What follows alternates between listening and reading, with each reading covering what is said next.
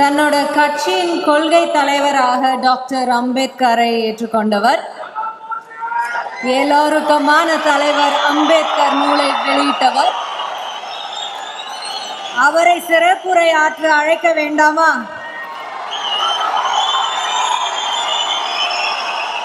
தமிழக வெற்றி கழகத்தின் தலைவர் திரு விஜய் அவர்களை அழைக்கிறோம். Sir, please join us, sir.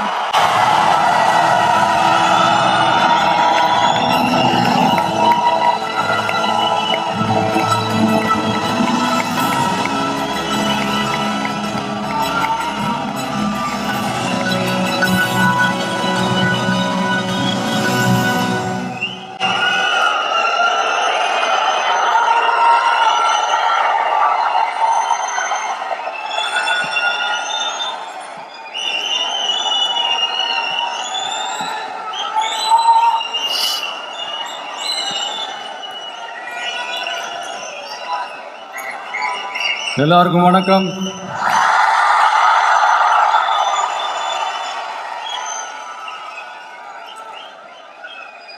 அண்ணல் அம்பேத்கர் அவர்களுடைய இந்த நூல் வெளியீட்டு விழாவில் கலந்துக்கிறது, அதுவும் இந்த முக்கியமான நாளில் கலந்துக்கிறது எனக்கு கிடைச்ச மிகப்பெரிய ஒரு வரமாக நான் நினைக்கிறேன்.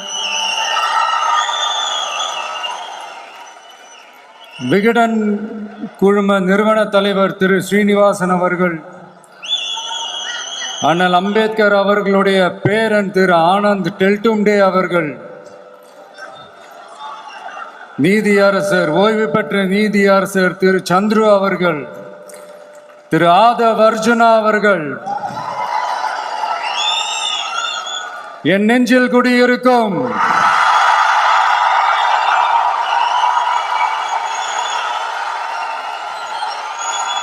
என்னுடைய நண்பா நண்பிகள், தோழா தோழிகள்,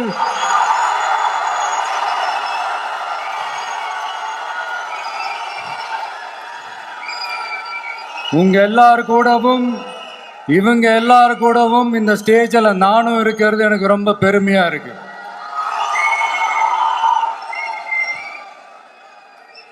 முக்கியமா இப்படி ஒரு ஃபங்க்ஷனை ஏற்பாடு பண்ணி எனக்கு அந்த வாய்ப்பை கொடுத்த விகடன் குழுமத்திற்கு என்னுடைய மனமார்ந்த நன்றிகளை தெரிவிச்சுக்கிறேன்.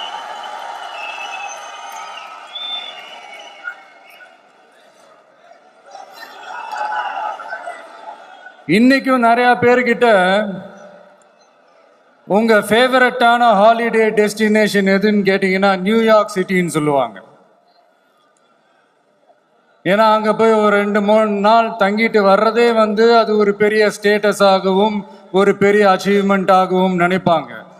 ஆனால் 100 வருஷத்துக்கு முன்னாடியே நியூயார்க்லாம் போய் அங்கே உலக புகழ் பெற்ற கொலம்பியா யூனிவர்சிட்டியிலலாம் போய் படித்து டாக்டர் பட்டம் வாங்கி சாதித்த ஒரு அசாத்திய மாணவர் ஒருத்தர் இருந்தார். அது கூட பெருசு இல்லை, அவர் எந்த சூழ்நிலையில அங்க போய் படிச்சு சாதிச்சாருன்றதான் மிகப்பெரிய விஷயம். அன்னைக்கு அந்த மாணவரை, நீ இந்த சாதியில பிறந்திருக்கிற, உனக்கெல்லாம் படிக்கிறதுக்கெல்லாம் தகுதி இல்லை, நீ எல்லாம் எதுக்கு ஸ்கூலுக்கு வர, அப்படி இப்படின்ட்டு அவர் வாழ்ற சமூகமே அவரை தடுத்துச்சு. அதையும் மீறி அந்த மாணவர் பள்ளிக்கூடம் போனா சக மாணவர்களுடன் சரிசமா உட்கார்ந்து படிக்க அவருக்கு அனுமதி இல்லை. தாக எடுத்தா தண்ணி கூட குடிக்க முடியல. அப்படி அத்தனை சக்திகளும் அவருக்கு எதிராக இருந்தது. ஆனா ஒரே ஒரு சக்தி மட்டும்தான், நீ படி, எத்தனை தடைகள் வந்தாலும் படி, தொடர்ந்து படி அப்படின்னு சொல்லிக்கிட்டே இருந்தது. அதுதான் அந்த மாணவருக்குள்ள இருந்த அந்த வைராக்கியம். அந்த சின்ன வயசுல அந்த மாணவருக்குள்ள எப்படி அப்படி ஒரு வைராக்கியம் வந்துச்சுன்னு நினைச்சு பார்க்கும்போது உண்மையிலே பிரமிப்பா தான் இருந்துச்சு. அந்த வைராக்கியம் தான் அந்த மாணவரை பிற்காலத்துல இந்த நாட்டோட ஒரு தலை சிறந்த இன்டெலெக்சுவலா டிரான்ஸ்ஃபார்ம் ஆகிறதுக்கும் காரணமா இருந்துச்சு. எனக்கு தெரிஞ்ச உலக வரலாற்றிலே இப்படி ஒரு டிரான்ஸ்ஃபர்மேஷனை யாரும் பார்த்துருக்க மாட்டாங்க. அந்த மாணவர் வேற யாரும் இல்லை, நம்மளுடைய அண்ணல் அம்பேத்கர் அவர்கள் தான்.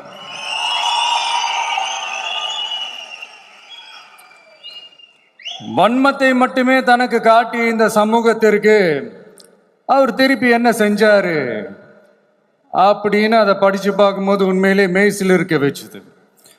பிறப்பால் நாம் அனைவரும் சமம். நீ எந்த சாதியில பிறந்திருந்தாலும் எந்த மதத்தை பின்பற்றினாலும் சட்டத்தின் முன் நாம் அனைவரும் சமம் அப்படிங்கிற ஒரு உயரிய கோட்பாட்டை உறுதி செய்யும் நம் நாட்டின் அரசியல் சாசன சட்டத்தை வழங்கி நம்ம நாட்டில் இருக்கிற எல்லாருக்குமே ஒரு பெருமை தேடி தந்தவர். இன்னைக்கு ரிலீஸ் பண்ற இந்த புக்கில் எல்லோருக்குமான தலைவர் அம்பேத்கர் அப்படின்ற அந்த புக்கில் ஒரு 100க்கும் மேற்பட்ட கட்டுரைகள், நேர்காணல்கள் எல்லாமே இருக்குது. அதில் என்ன ரொம்ப யோசிக்க வச்சது அவர் எழுதின அந்த பயோகிராஃபி தான். வெயிட்டிங் ஃபார் அ வீசான்னு சொல்லி அதுக்கு தலைப்பு வச்சிருந்தார். அதில் அவர் லைஃப்பில் ஃபேஸ் பண்ண விஷயங்கள், அவரை பாதித்த விஷயங்கள் எல்லாமே கிட்டத்தட்ட ஒரு 6 சம்பவங்கள் பற்றி அதில் குறிப்பிட்டிருந்தார். அதில் ஒரு 2 விஷயம் ரொம்ப பாதித்தது என்னன்னா, அதில் ஒன்று, அவருக்கு 9 இயர்ஸாக இருக்கும்போது அவரும் அவருடைய பிரதரும் வெளியூரில் இருக்கிற அவங்க அப்பாவை பார்க்கறதுக்காக போகிறாங்க. அப்போ ட்ரெயின்லேருந்து இறங்கி இந்த மாட்டு வண்டிக்காக வெயிட் பண்ணிட்டு இருக்கும்போது ஒருத்தர் கூட அவங்கள ஏற்றிட்டு போகிறதுக்கு தயாராக இல்லை. ஏன்னா அந்த அளவுக்கு தீண்டாமை கொடுமை. அப்புறம் கொஞ்சம் எக்ஸ்ட்ரா பணம் காசெல்லாம் கொடுக்குறோன்னு ஒரு வண்டிக்காரர் ஒத்துக்கிறார். அப்போ கூட அந்த வண்டிக்காரர் என்ன பண்ணுறாருன்னா, அந்த பசங்களை வண்டி ஓட்ட சொல்லிட்டு இவர் தீட்டுப்பட்டுடும்னு சொல்லி வண்டியில் ஏறாமல் நடந்து போகிறார். அந்த நாள் முழுக்க அந்த பசங்களுக்கு குடிக்க தண்ணி கூட கொடுக்காம அந்த டிராவல் எவ்வளவு கொடுமையாக இருந்துச்சுன்னு சொல்லி அதில் மென்ஷன் பண்ணியிருந்தார். 2வது, அதே அம்பேத்கர் அவர்கள் அமெரிக்கா, பிரிட்டன்லாம் போய் படித்து டாக்டர் பட்டம்லாம் வாங்கி சாதிச்சு ஒரு பெரிய வழக்கறிஞராக இந்தியாவுக்கு திரும்ப வராரு. அப்போ மும்பைக்கு பக்கத்தில் ஒரு கிராமத்துக்கு அவரை கூப்பிடுறாங்க. அப்போ அவர் ஒரு அரசாங்க பொறுப்பில் இருக்கிறார். அந்த கிராமத்துக்காரங்க ஒரு வண்டியை ஒன்று ஏற்பாடு பண்ணி அவரை கூட்டிட்டு வரணும்னு நினைக்கிறாங்க. ஆனால் அந்த வண்டி ஓட்டுறவர் அவருக்கு சமமாக உட்காந்து வண்டி ஓட்டுறதுக்கு யோசிக்கிறார், மறுக்கிறார். ஒரு லண்டனுக்கு போய் ஒரு பாரிஸ்டர் பட்டம் வாங்கிய அம்பேத்கரை விட ஒரு வண்டி ஓட்டுறவர் தன்னை உயர்ந்தவனா நினைக்கிறார். அதுதான் அந்த சமூக கொடுமை தான் அவரை சமத்துவத்துக்காக போராட வச்சுது. எனக்கு ஒரு டவுட்டுங்க, இன்னைக்கு திரு அம்பேத்கர் அவர்கள் உயிரோடு இருந்திருந்தா என்ன நினைப்பாரு? இன்னைக்கு இருக்கிற நம்ம இந்தியாவை பார்த்து அவர் பெருமைப்படுவாரா, இல்ல வருத்தப்படுவாரா, இல்ல அப்படியே வருத்தப்பட்டா எதை நினைச்சு வருத்தப்படுவாரு? இன்னைக்கு நம்ம நாடு முழு வளர்ச்சி அடையணும்னா ஜனநாயகம் காக்கப்படணும். அந்த ஜனநாயகம் காக்கப்படணும்னா அரசியல் அமைப்பு சட்டம் காக்கப்படணும். அதுக்கான பொறுப்பு, அந்த கடமை நம்ம ஒவ்வொருத்தருக்கிட்டையும் இருக்கணும்னு தோணுச்சு. அந்த பொறுப்போடும் அந்த கடமையோடும் தான் இதை நான் ஆணித்தரமா சொல்றேன். ஜனநாயகத்தை நாணிவேர் ஃப்ரீ அண்ட் ஃபேர் எலெக்ஷன்ஸ், சுதந்திரமான மற்றும் நியாயமான தேர்தல். தேர்தல் நியாயமா நடக்கலன்னு நான் சொல்ல வரல, பட் சுதந்திரமாகவும் நியாயமாகவும் தான் தேர்தல் நடக்குது அப்படிங்கிற அந்த அசைக்க முடியாத நம்பிக்கை நம்ம ஒவ்வொரு இந்தியனுக்கும் இருக்கணும்னு தோணுச்சு. அது அமையணும்னா தேர்தல் ஆணையர்கள் கான்சென்சஸ், அதாவது ஒருமித்த கருத்து அடிப்படையில் மட்டும்தான் நியமிக்கப்பட வேண்டும் அப்படின்றத என்னுடைய ஒரு வலிமையான ஒரு கோரிக்கை. 2வது, ஏப்ரல் 14 அண்ணல் அம்பேத்கர் அவர்களுடைய பிறந்த நாள். அன்னைக்கு தான் நம்ம ஒட்டுமொத்த இந்தியர்களுக்குமான ஜனநாயக உரிமைகள் பிறந்த தினம். அதனால அந்த டேட்டை இந்தியாவோட ஜனநாயக உரிமைகள் தினமா அறிவிக்கணும்.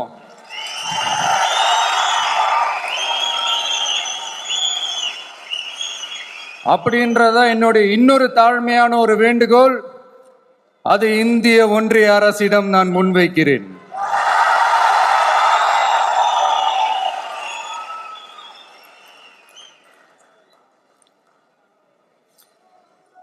அம்பேத்கர் அவர்களை பத்தி யோசிக்கும் போது கண்டிப்பா சட்டம் ஒழுங்கு, சமூக நீதியை பத்தி யோசிக்காம இருக்கவே முடியாது.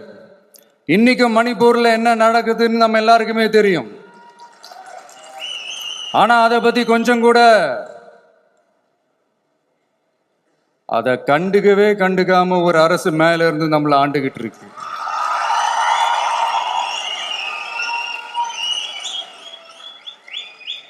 சரி, அங்கதான் அந்த அரசு அப்படி இருக்குன்னா இங்க இருக்கிற அரசு எப்படி இருக்கு?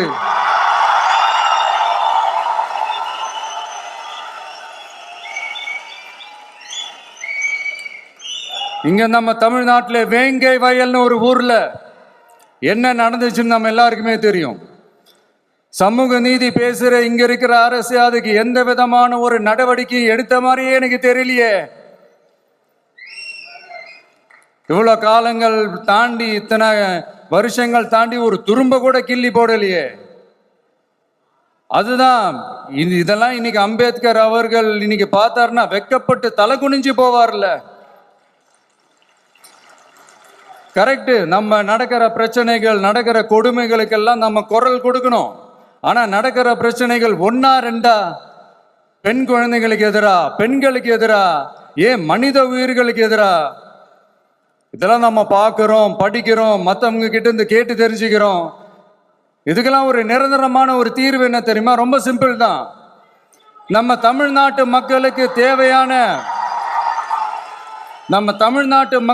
தேவையான அடிப்படை வசதிகளை பாதுகாப்புடன் முழுமையாக அளிக்கும், மக்களை உண்மையாகவே நேசிக்கிற ஒரு நல்ல அரசு.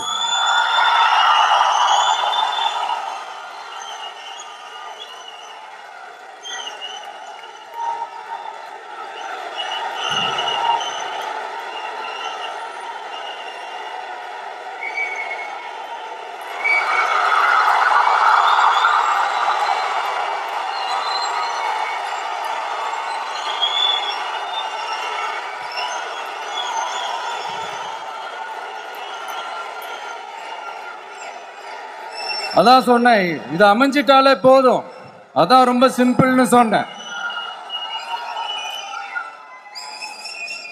அதனால இங்க டெய்லி நடக்கிற பிரச்சனைகளுக்கு சம்பிரதாயத்துக்காக ட்வீட் போடுறதும், சம்பிரதாயத்துக்காக அறிக்கை விடுறதும், சம்பிரதாயத்துக்காக நானும் மக்களோட மக்களா இருக்கிறேன்னு காட்டிக்கிறதும், சம்பிரதாயத்துக்காக மழை தண்ணியில நின்று போட்டோ எடுக்கிறதும்,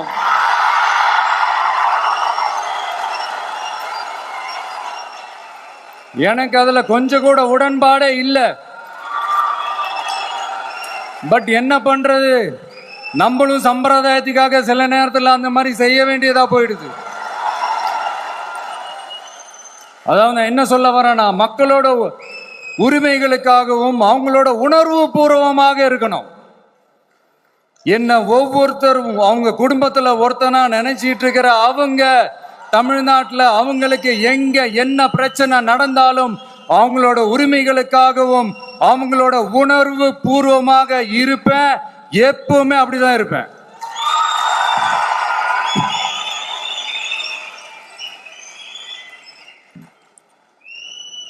மக்கள் உணர்வுகளை மதிக்க தெரியாத, மக்களுக்கு அடிப்படை சமூக நீதியான பாதுகாப்பை கூட உறுதி செய்ய இயலாத, கூட்டணி கணக்குகளை மட்டுமே நம்பி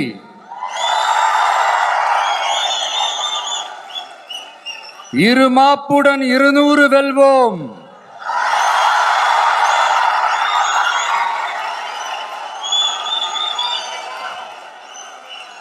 என்று எகத்தால முழக்கமிடும் மக்கள் விரோத ஆட்சியாளர்களுக்கு என் மக்களோடு இணைந்து நான் விடுக்கும் எச்சரிக்கை,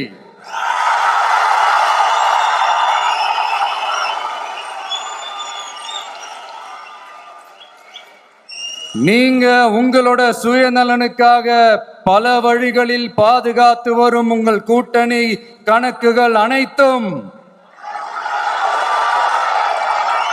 2026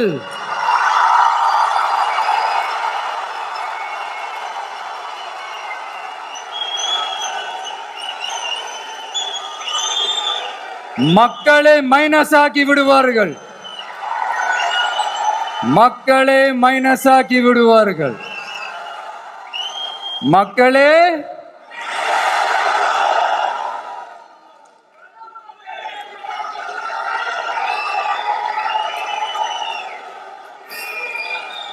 எனக்கு இந்த வாய்ப்பு கொடுத்த விகடன் குழுமத்திற்கும் வந்திருக்கும் பெரியோர்களுக்கும் சான்றோர்களுக்கும் மீண்டும் என்னுடைய வணக்கங்கள், மீண்டும் என்னுடைய நன்றிகள்.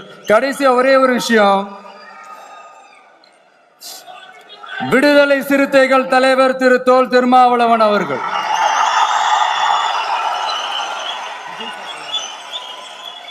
அவங்களால இன்னைக்கு வர முடியாம போச்சு.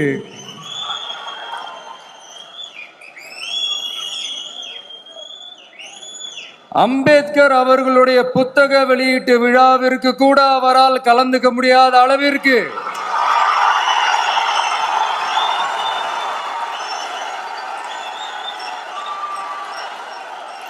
கூட்டணி கட்சிகள் சார்ந்து எவ்வளவு பிரஷர் இருக்கும் என்று என்னால் யூகிக்க முடிந்தாலும் நான் இப்போ சொல்றேன், அவருடைய மனசு முழுக்க முழுக்க இன்னைக்கு நம்மளோட தான் இருக்கும். நன்றி, வணக்கம்.